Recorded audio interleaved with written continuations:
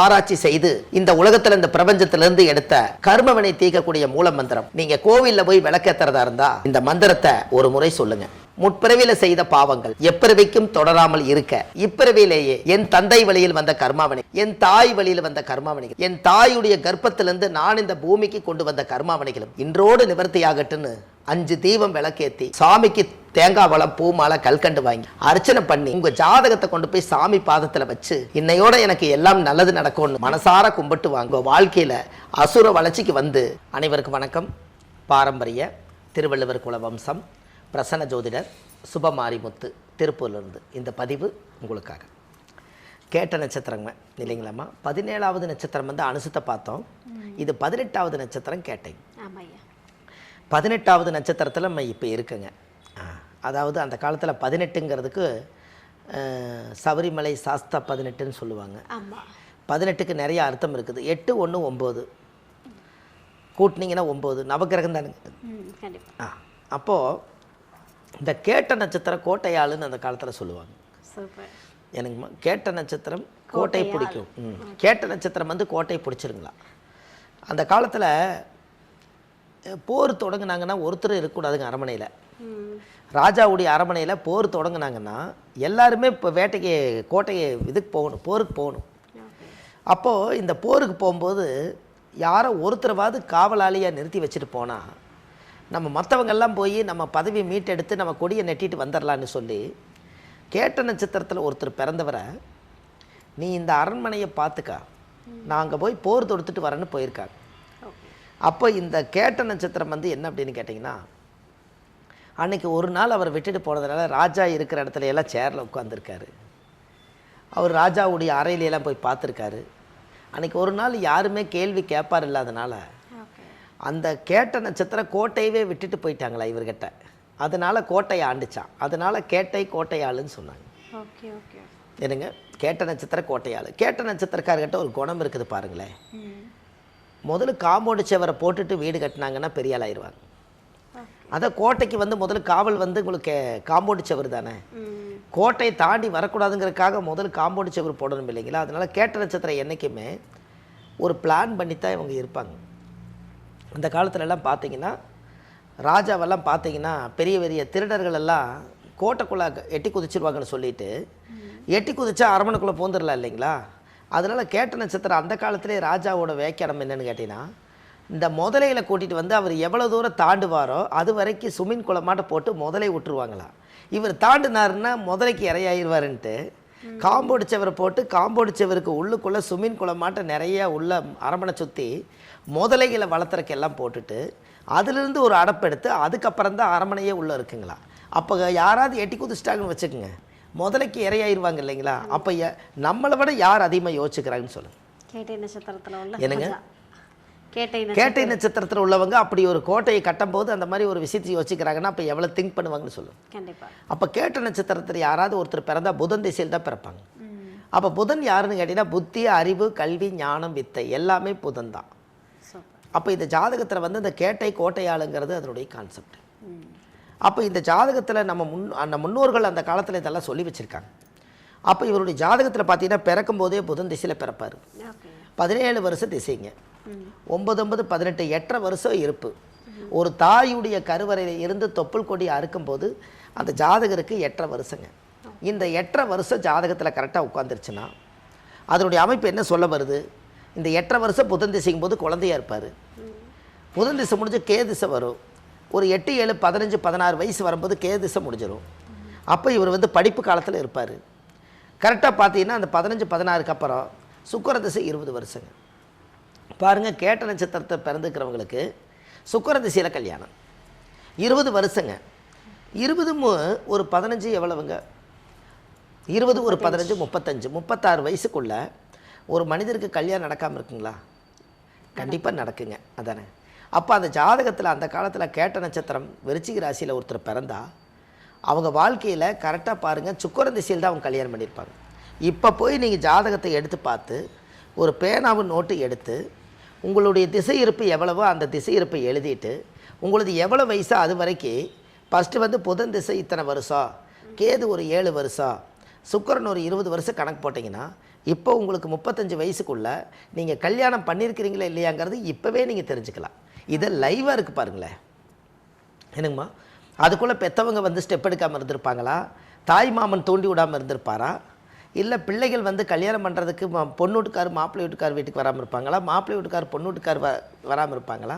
அப்போ அவங்களுடைய வாழ்க்கையில் எல்லா விஷயங்களுமே தெரிஞ்சு அந்த ஜாதகத்தில் வந்து கண்டிப்பாக அவங்களுடைய லைவாக இவங்க எதிர்காலத்தை இன்றைக்கி பாருங்கள் எவ்வளோ அப்டேட் வந்துருச்சுன்னு. எத்தனையோ யூடியூப் சேனலில் நீங்கள் சுப மாரிமுத்துன்னு யூடியூப்பில் போங்க, எனக்கு தெரிஞ்ச லட்சக்கணக்கான வீடியோக்கள் இந்த உலகத்துக்கு பதிச்சிருக்கேன். ஆனால் இப்போ சொல்கிற விஷயங்கள் எனக்கு ரொம்ப சந்தோஷம் என்னென்னு கேட்டிங்கன்னா, அவங்க நிலையை தெரிஞ்சு அவங்க நட்சத்திரத்தை உணர்ந்து அவங்க லைவாக இப்போ எப்படி வாழ்ந்துட்டுருக்குறாங்கங்கிறதோட நானும் ட்ராவல் பண்ணுறேங்கன்னு சொல்கிறேன். அப்படி பண்ணும்போது புதன் திசையில் பிறந்து கேது முடிஞ்சு சுக்கர திசை வந்தால் 35 வயசுன்னா எடுத்து பார்த்தா கரெக்டாக இருக்கும். அப்போ சுக்கர திசையிலேயே அவருக்கு 35 வயசில் அவருக்கு இப்போ பிழைக்கிறதுக்கு உண்டான வழியை இந்த சுக்கரன் தூண்டி விட்டுறாரு. அடுத்தது 35க்கு மேலே சூரிய திசை ஒரு 6 வருஷம், 35 ஒரு 6 41 வயசு, சந்திர திசை ஒரு 10 வருஷம் 51 வயசு, செவ்வாய் திசை ஒரு 7 வருஷம் 58 வயசு. அப்போது கரெக்டாக செவ்வாய் திசை முடிஞ்சு ராகு திசை 18 வருஷங்க. அப்போ கரெக்டாக பாருங்கள் 58 இதில் ஒரு 18 வந்துடுது, கிட்டத்தட்ட ஒரு 76. அப்போது 58 அப்போது 58 68 அப்போ 76. நீங்கள் சொன்னது கரெக்டு தான். 70-75 வயசுக்கு மேலே இவருக்கு ஜாதகத்தில் ராகு திசையில் தான் அவர் ரிட்டையர்ட் ஆகிறாரு. அப்போ பாருங்கள் புதன் திசையில் அவர் பிறந்து ராகு திசை தொடரக்குள்ளே அவருக்கு 76 வயசு ஆகுது. அதுக்குள்ளே இவர் வாழ வேண்டிய வாழ்க்கை எதுக்குள்ளே இருக்குதுன்னு கேட்டிங்கன்னா, சுக்கரன் திசை இளமையிலேயே முடிஞ்சிருது. சூரியன் சந்திர செவ்வாய்க்குள்ளே இவர் சந்தோஷமாக வாழ்ந்துடணும். இவருக்கு இடம் வீடு வாசல் சொத்து சொகை எல்லாம் தேடிக்குவார். எவ்வளவு பணம் சம்பாதிச்சாலும் உங்களுக்குள்ளே நீங்கள் தன்னிறைவாக வாழ்ந்தது எவ்வளவுங்கிறது மட்டும் நீங்கள் கண்டிப்பாக கணக்கு போட்டு வைக்கணும். உங்களுக்கு ஒன்று தெரியுமா, அதாவது ஒரு வருஷமாக நம்ம எல்லாத்துக்கூட ட்ராவல் பண்ணுறோம், ஒரு தொழில் பண்ணுறோம். உங்களுடைய வருஷம் பூரா மிச்சமானது மிச்சம் எவ்வளவு இருக்குதுங்கிறது நீங்கள் எப்படி இது வரைக்கும் நம்ம நல்லா வளர்ந்து நம்ம தொழில் செஞ்சு நிறையா மக்களை சம்பாரித்து நம்ம லாபம் அதிகமாக சம்பாரிச்சுக்கிறோமாங்கிறத நீங்கள் எதை வச்சு கண்டுபிடிப்பீங்க? இன்றைக்குள்ள காலத்தில் உங்கள் ஃபோனில் எத்தனை நண்பர்களோட நான் வந்து இது வரைக்கும் இந்த வருஷம் தொடர்பு வச்சுக்கிறேன், எத்தனை நண்பர்கள் எனக்கு சப்போர்ட் பண்ணிக்கிறாங்கிறத விட உங்கள் ஃபோனில் எத்தனை பேர்த்த மனசில் நினச்சி சேவ் பண்ணி வச்ச நம்பர் எவ்வளவுன்னு பார்க்குறீங்க பாருங்க. அதுதான் நம்மளுடைய லாபம்.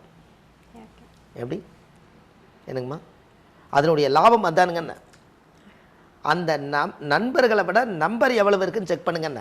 ஓகே, போன வருஷம் எழுதி வைக்கணும். நம்ம ஃபோனில் 600 பேர் இருக்கிறாங்க போன வருஷம்னா, இந்த வருஷம் ஒரு 1000 பேர் எச்சா இருந்தால் 1600 பேர் நம்மளுக்கு இருக்கிறாங்கன்னா இந்த வருஷம் என்னுடைய கிளைண்ட் 1000 பேர்.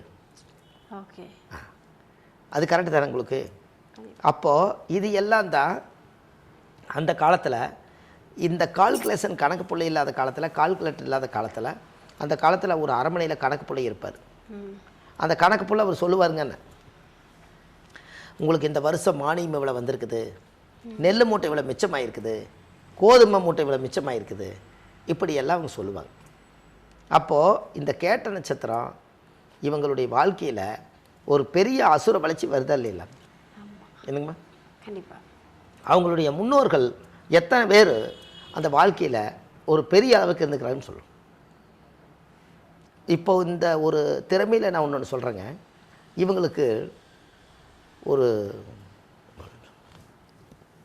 அதாவது என்ன அப்படின்னு கேட்டிங்கன்னா, இந்த கேட்ட நட்சத்திரத்தில் யாராவது 3ஆம் பாதத்தில் பிறந்திருப்பாங்க, அவங்க கோயில் கட்டி கும்பாபிஷேகம் பண்ணி வைக்காமல் போக முடியாது. கேட்ட நட்சத்திரம் 3ஆம் பாதம், அவங்க கோயில் கட்டி கும்பாபிஷேகம் பண்ணாமல் போக மாட்டாங்க. அப்போது இந்த மாதிரி ஒவ்வொரு ஐதீகங்களும் ஆன்மீகங்களும் கேட்ட நட்சத்திரக்காரர்களுக்கு உண்டு. பிறக்கும் போதே புதன் திசையில் கேட்ட நட்சத்திரம் பிறக்கும், அறிவோடவே பிறக்குமுங்க. என்ன அதுக்கு நான் ஒரு உதாரணம் சொன்னேங்க. கேட்ட நட்சத்திரம் வந்து விருச்சிக ராசி, விருச்சிகம் என்பது கர்ப்பப்பை, மேசம்னா தலை, ரிஷப கழுத்து, மிதுன தோள்பட்டை, கடக மார்பு, சிம்ம வயிறு, கன்னி இடுப்பு, துலா சிறுநீரகம், விருச்சிகம் கர்ப்பப்பை. இந்த கர்ப்பப்பையில் இருக்கிறவங்களுக்கு, மாசமாக இருக்கிறவங்களுக்கு நான் 10 மாதத்துக்கு பரிகாரம் சொல்லியிருக்கேன்.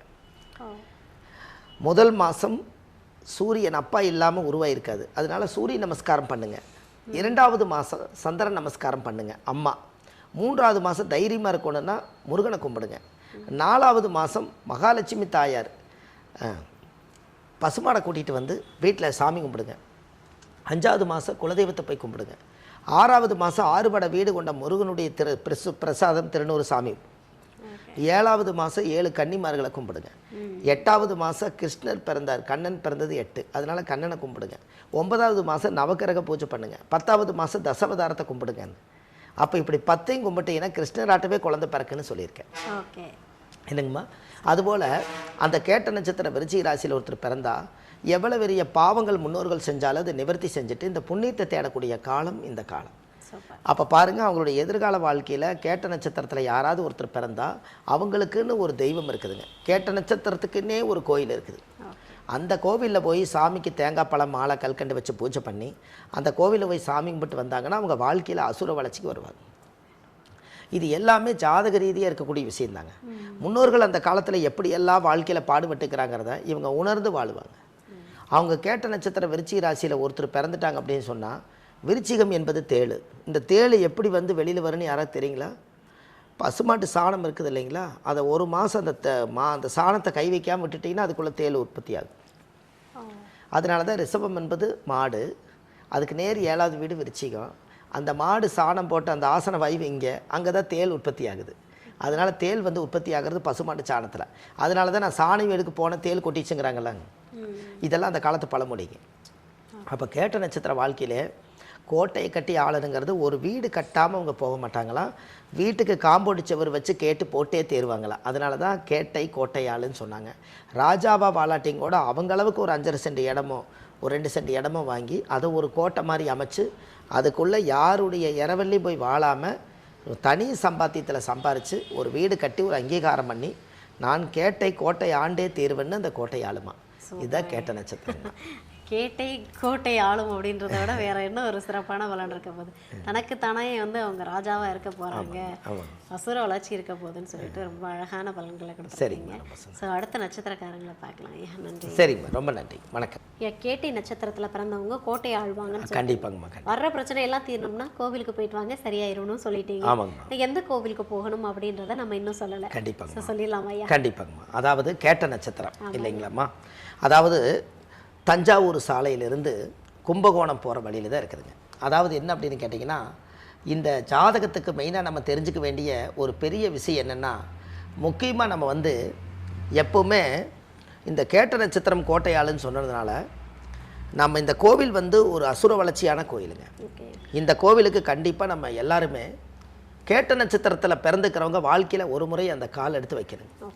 அந்த புண்ணிய வாசலில் போய் அந்த கடவுளை பகவானை பார்க்குறக்கு ஒரு அதிசயமான கோயில் என்னென்னு கேட்டிங்கன்னா, தஞ்சாவூர்லேருந்து கும்பகோணம் போகிற சாலையில் வரதராஜ பெருமாளுங்க. இந்த வரதராஜ பெருமாளுங்கிறது அந்த கோவில் அங்கே இருக்குதுங்க. அந்த கோவிலில் போய் ஒரு 5 விளக்கு தீபம், சுவாமிக்கு தேங்காய் பழம் பூமாலை கல்கண்டு வாங்கி அர்ச்சனை பண்ணி அந்த கோவிலில் போய் சாமி கும்பிட்டு வந்தாச்சுன்னா உங்கள் வாழ்க்கையில் ஒரு மிகப்பெரிய புத்துணர்ச்சியான மாற்றம் ஏற்படுங்க. அதுக்கப்புறம் பாருங்கள், அசுர வளர்ச்சிக்கு நீங்கள் வந்துடுவீங்க. நல்லதே நடக்குங்கம்மா.